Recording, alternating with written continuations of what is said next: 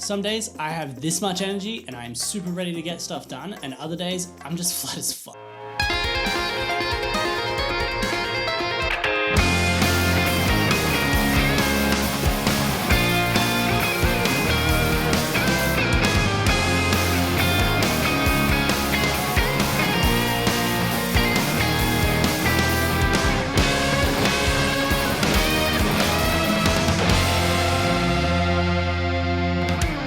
Hey, what's going on, guys? Brady, the personal trainer, and today I thought we could have a bit of a talk about motivation.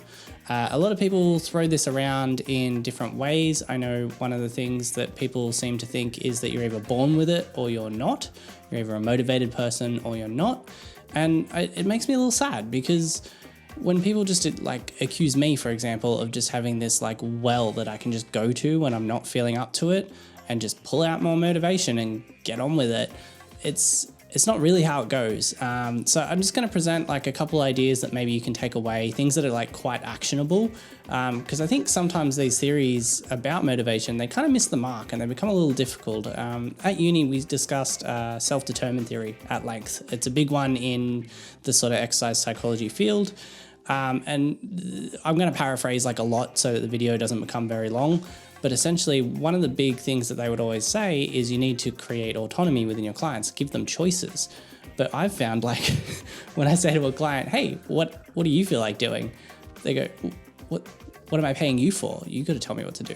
It doesn't really work. It's not really actionable in that way. You can enable people for sure, but it's not a clean takeaway there.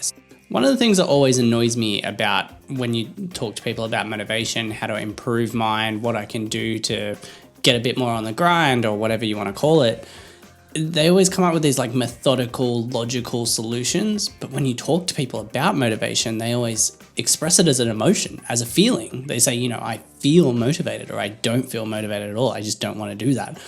And I think that gives a lot of foundation and grounding to a couple of things I want to talk about here, because if you can deal with it from an emotional level, I think you've got a much better chance of succeeding. So I'm going to go a little bit to the left of that. We're going to have a look at a book that was written by David DeSteno. I actually came across this reading another book, which is great. Reading's good. You definitely read, kids. And in this book, he outlined a couple different emotions that when you worked on them, and he had studies to back this up as well, you actually saw motivation outside of that increase. So just working on these emotions and your connection with them helped you in other parts of life. And I'm going to present two case studies, two people who I think just embody the highly motivated out there. And I think you guys will probably agree, unless you've been living under a rock, for telling. You'll definitely know at least one of these two people. So Dwayne "The Rock" Johnson, one of the most motivated humans on the planet. If you're ever feeling like you don't want to have a workout, you just got to pull up his Instagram feed and you are totally ready to get after it. And Gary Vee.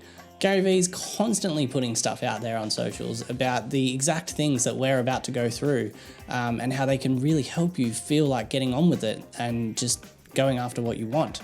Okay, so emotion one we're going to work on to upgrade our motivational level in life is gratitude. So I know it sounds a little bit silly, but I do think it's really good because it's also really actionable. Some people keep gratitude diaries. Other people just give themselves little reminders at the end of the evening to sort of be thankful for the things they have, but be thankful for yourself as well. In this regard, if it is a change you're trying to make within your physical condition, be grateful for if you got after it today, if you made a better choice with a meal, if you played with the kids, if you walked instead of drove. Be a bit more grateful to yourself and be grateful for the people around you who help you out. You might find that carryover to the actual thing that we're trying to get after here will be quite a bit higher than you would have previously thought.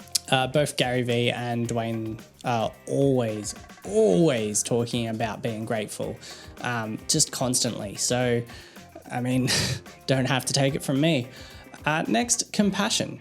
Guys, it's important to remember that compassion is definitely something you want to express to those around you, both strangers and your loved ones. But what about yourself? What if you afforded yourself the same compassion you would somebody else?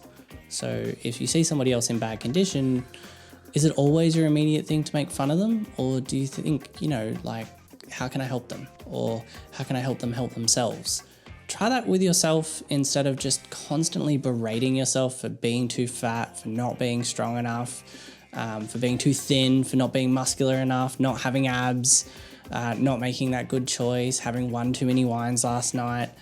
Instead, how about just, get off your own back just a little bit.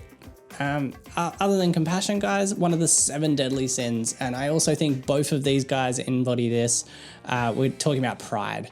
Now, take pride in everything that you do. One of the cool things I've had in my life is a podcast where I get to speak to people internationally, and it's actually separate from exercise. But one thing I noticed, Americans, actually, really cool takeaway, every time I ask them to list off a little bit about themselves, they go through their accomplishments. And I reckon we could learn a lot from that, especially us Australians. We're really reluctant. If you ask someone what they've been up to lately, you tend to get, oh yeah, just work, things. Even someone who you can see has, lost a bunch of weight, or is looking really strong, or is looking happy or healthy or just glowing, or all these things, we tend not to talk about it. And I think if we took a little bit more pride, and from my field in what you're achieving in the gym, you might be far more driven to do it, guys. Both of these people just embody these things, and that book is by David DeSteno and it's called Emotional Success. I highly recommend you guys check it out. I know this isn't the typical thing. I'm not going through a whole bunch of studies here. There's a whole lot of people out there on YouTube and Instagram who do that. I thought I'd just give you guys something you can take away and put action into. Other than that, give me a call if you ever want to discuss PT needs, and I hope you guys are having a good Friday. I will see you next week to do it all over again.